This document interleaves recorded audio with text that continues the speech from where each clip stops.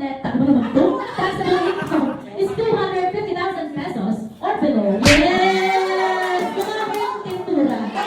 James! Lagi na tayo magkaaway dati. Kasi may pera doon. Pera ang premyo, pera. Kasi alam niyo naman, 100,000 na sahod niyo dito. So ano pa kung marami niya sa akin yun? Sakasahin ko. Dalawang beses. February pa sa akin. Ipa-flash sa screen, di ba? What does the popular acronym WFH stand for? Again, what does the popular acronym WFH stand for? 1, 2, 3, go!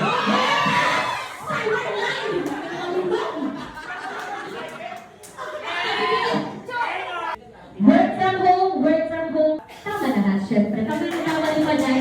Ano ko na lang, 1 point lang. Yes. What does the common closing acronym PIA stands for? 3, 2, 1, go!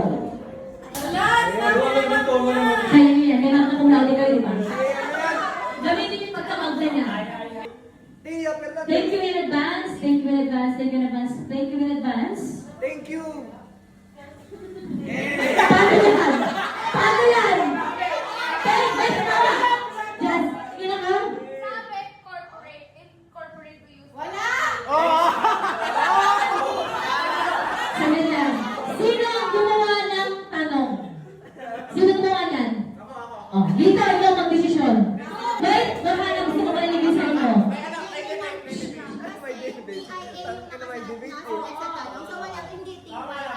Tama! Jess, gusto ko marinig sa inyo, Jess.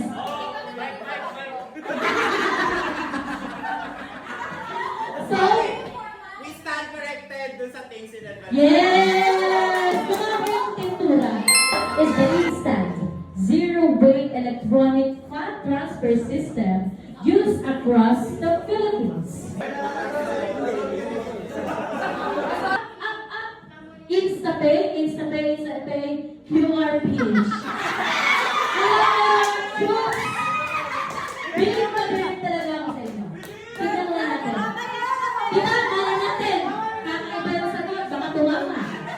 Instapay. Hoy! Ano ba? Nakakaya kayo!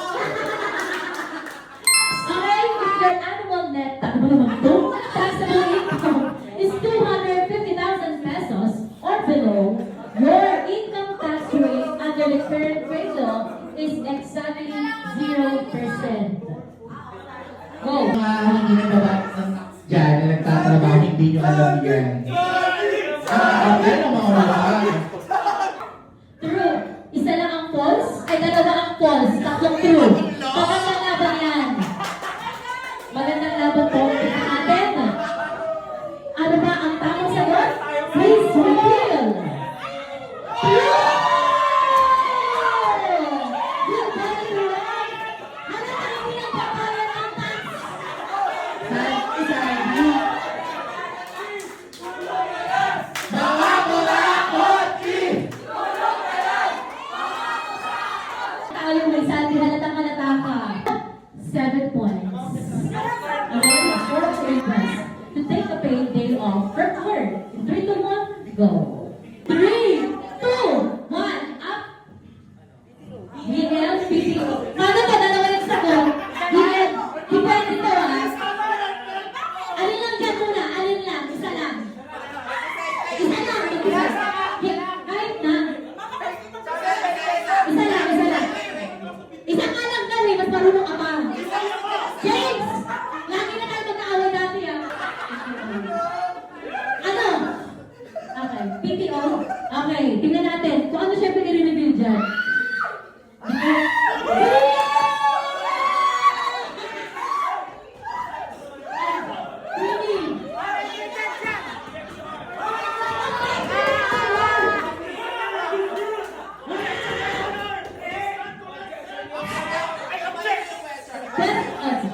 Makinig, si Dito ang mag-explain. Explain mo dito eh. Kung ano makinig. PTO is credit, DL is the request. Oh. Vacation leave. Oh, Ayun yung ordinaryo niya. So in general kasi yung day off. Wala tayong magagawa. Ang tama sagot ay BL.